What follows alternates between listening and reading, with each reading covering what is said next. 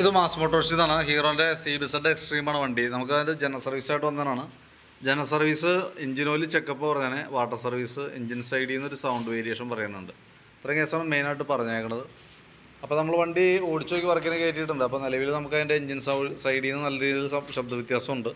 അത് കൂടാതെ നമുക്ക് അതിൻ്റെ ബാക്കിലത്തെ ഷോക്ക് അബ്സർ ഓൾറെഡി കംപ്ലൈൻറ്റാണ്. അത് നമ്മൾ ഗട്ടറുള്ള വഴിക്കൊക്കെ പോകുമ്പോൾ അറിയാം, ബാക്ക് സൈഡിൽ നിന്ന് ഷോക്ക് അബ്സർ ഓവർ ആക്ഷൻ വന്നിട്ട് നമുക്ക് ശരിക്കും നടുവിനൊക്കെ നല്ല രീതിയിൽ അടി കിട്ടുന്ന രീതിയിലുള്ളൊരു പ്രോബ്ലംസൊക്കെ കാണുന്നുണ്ട് നിലവിൽ കേട്ടോ. അപ്പോൾ ഞാനൊരു അല്പം ടെൻഷൻ കൂട്ടിയിടാം, പക്ഷെ അതുകൊണ്ട് പ്രത്യേകിച്ച് കാര്യമില്ല. ഓൾറെഡി ഗ്യാസ് ലീക്കായിട്ട് കംപ്ലൈൻറ്റിലേക്ക് പോയിട്ടുണ്ട്. പിന്നെ അതിൻ്റെ ബാക്കിലത്തെ വീൽ ബെയറിങ് കാര്യങ്ങളൊക്കെ ചെക്ക് ചെയ്ത് വേറെ കംപ്ലൈൻ്റ് ഒന്നുമില്ല. ബ്രേക്ക് പാഡായാലും അത്യാവശ്യം ഉപയോഗിക്കാനുണ്ട്. പിന്നെ ചെയിൻ ലൂസ് ഉണ്ട്, അത് നമുക്കൊന്ന് ടൈറ്റ് ചെയ്തിടാം. പിന്നെ നമ്മളതിൻ്റെ എയർ ഫിൽറ്റർ ഒന്ന് അഴിച്ച് ക്ലീൻ ചെയ്ത് തരുന്നുണ്ട്. അത്യാവശ്യം വലിയ പഴക്കമില്ലാത്ത ഫിൽറ്ററാണ്. ജസ്റ്റ് ഒന്ന് ക്ലീൻ ചെയ്ത് റീസെറ്റ് ആക്കാം കേട്ടോ. പിന്നെ എഞ്ചിൻ ഓയിലിൻ്റെ ഭാഗം നമ്മൾ ചെക്ക് ചെയ്യുന്ന സമയത്ത് ഓയിൽ ലെവൽ കുറവാണെന്നുണ്ട്. അപ്പോൾ കൈയോടെ നമുക്ക് അതിൻ്റെ എഞ്ചിൻ ഓയിൽ മാറ്റാം.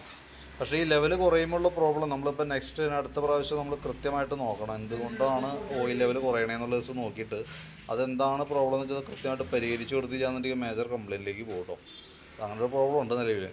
പിന്നെ അതുകൂടാതെ നമ്മൾ വണ്ടി ഓടിച്ചു നോക്കുന്ന സമയത്ത് നമുക്ക് തേർഡ് ഗിയറിലും ഫോർത്ത് ഗിയറിലും ചെറിയൊരു ശബ്ദ വ്യത്യാസം കാണുന്നുണ്ട്. അത് വീലുകളുടെ കംപ്ലയിൻ്റ് ആണ്. മൂളിച്ച് സൗണ്ട് തുടങ്ങിയിട്ടുണ്ട്. എൻജിൻ സൗണ്ടിൻ്റെ മെയിൻ റീസൺ എന്ന് പറഞ്ഞാൽ ഒന്ന് നമുക്ക് ഈ ക്യാം ചെയിൻ്റെ ടെൻഷനർ കംപ്ലയിൻറ്റ് വന്നിട്ടുണ്ട്. അതേപോലെ തന്നെ വാൽവും ലൂസ് ഉണ്ട്. അപ്പോൾ ഈ രണ്ടും അഡ്ജസ്റ്റ് ചെയ്യുമ്പോഴത്തേക്കും കുറേ വ്യത്യാസം വരും. 100% മാറില്ല, കാരണം ഓയിൽ ലെവൽ കുറഞ്ഞ് ഓടിയിട്ട് ചെറിയൊരു തേയ്മാനം അതിൻ്റെ ഉള്ളിൽ ജനറേറ്റ് ചെയ്തിട്ടുണ്ട്. അപ്പോൾ അതിൻ്റെ ഒരു സൗണ്ട് എന്തെങ്കിലും കാണിക്കും.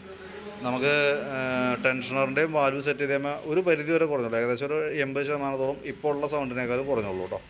അപ്പോൾ ആ രീതിയിൽ നമുക്ക് ചെയ്യാം. പിന്നെ ഫ്രണ്ടിലേക്ക് വരുമ്പോൾ ഫ്രണ്ട് വീൽ ബെയറിംഗ് ഒക്കെ ചെക്ക് ചെയ്ത് വേറെ കംപ്ലയിൻ്റ് ഒന്നുമില്ല. ടയറൊക്കെ പുതിയ ടയർ കിടക്കണേ. ഫ്രണ്ട് കോൺസെപ്റ്റ് ചെറിയൊരു ടൈറ്റ് കാണിച്ചു തുടങ്ങിയിട്ടുണ്ട്. അപ്പോൾ നമുക്ക് തൽക്കാലം ഒന്ന് അഡ്ജസ്റ്റ് ചെയ്യണം. പിന്നെ ഫ്രണ്ടിലത്തെ ബ്രേക്ക് പാഡ് സെറ്റ് നമ്മളൊന്ന് അഴിച്ച് ക്ലീൻ ചെയ്ത് തരുന്നുണ്ട്. പുതിയ പാഡാണ്, വേറെ കുഴപ്പമൊന്നുമില്ല. പിന്നെ ബ്രാക്കറ്റൊക്കെ ഒന്ന് അഴിച്ച് ഗ്രീസ് ചെയ്തിരുന്നുണ്ട്. സ്പാർക്ക് പ്ലഗ് ഒന്ന് അഴിച്ച് ക്ലീൻ ചെയ്ത് റീസെറ്റ് ചെയ്യുന്നുണ്ട്. പ്ലഗ് പുതിയ പ്ലഗ് കിടക്കണേ, വലിയ പഴക്കമായിട്ട്. അതായത് എയർ ഫിൽറ്റർ മാറ്റി കൂടുതൽ പ്ലഗ് ഇട്ടാണോ. പിന്നെ ബാറ്ററി നമ്മൾ നോക്കുമ്പോൾ 2023 ബാറ്ററിയാണ് വണ്ടിയുമ്പോൾ ഇരിക്കണത്. ശരിക്കും ഇതിന് 5 ആമ്പിയറിൻ്റെ ബാറ്ററിയാണ് വേണ്ടത് കേട്ടോ. അപ്പോൾ ഇതുമ്പോൾ ഇരിക്കണത് 4 ആമ്പിയറിൻ്റെ ബാറ്ററിയാണ്. 5 ആമ്പിയറിൻ്റെ ബാറ്ററി കേട്ടോ, വോൾട്ടല്ല, 5 ആമ്പിയറിൻ്റെ ബാറ്ററിയാണ് നമുക്ക് ഇതിന് വേണ്ടത്. ഇതുമ്പോൾ ഇരിക്കുന്നത് 4 ആമ്പിയറിൻ്റെ ബാറ്ററിയാണ്. അപ്പോൾ തൽക്കാലം യൂസ് ചെയ്യാം. പിന്നെ അതേപോലെ നമ്മളതിൻ്റെ മറ്റേ ബാറ്ററിയുടെ വോൾട്ട് കാര്യങ്ങൾ ചെക്ക് ചെയ്യുന്ന സമയത്ത് 13 വോൾട്ട് വരെ കാണിക്കുന്നുണ്ട്.